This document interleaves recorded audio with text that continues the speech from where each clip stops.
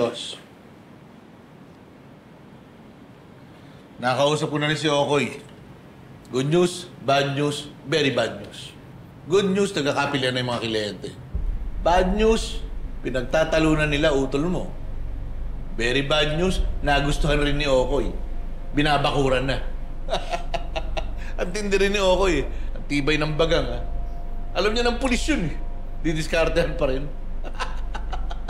Nai-imagine mo ba kung anong mangyayari pag nabiktima talaga ng operasyon na to si Bobby? Oh, hindi maganda. Mas exciting, boss, kapag lumalaban. Tapos buong puwersa ng Station 12, gagawin na lang ang lahat para imbestigahan tong beauty pageant project ko. Babalik sa akin to eh. Naiintindihan mo ba? Mayor, sa palagay ko ba hindi ko naisip yan? Kaya nga nandito lang ako sa tabi mo, di ba? Hindi ako maalis. Ako tagalinis ng kalat mo. Ngayon mo ba makawalan ng tiwala sa akin?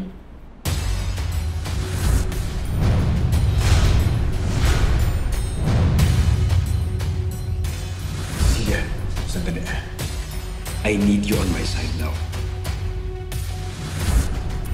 Iba yung pakiramdam ko dito.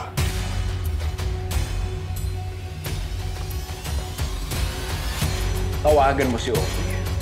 Sabihin mo, tanggalin sa menu si Bobby Enriquez at Charlie Samson.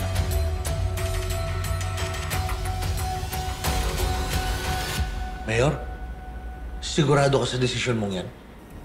Gusto mo bang ulitin ko yung sarili ko? Naiintindihan ko nag-aalala ka kasi kapatid mo yan. Pero kilala mo rin mga kliyente natin. Mismo si Okoy, hindi papayag sa desisyon mong yan. Problema ko na yun. Ako nang bahala sa kanila. Ang importante, walang makaalam sa operasyon natin.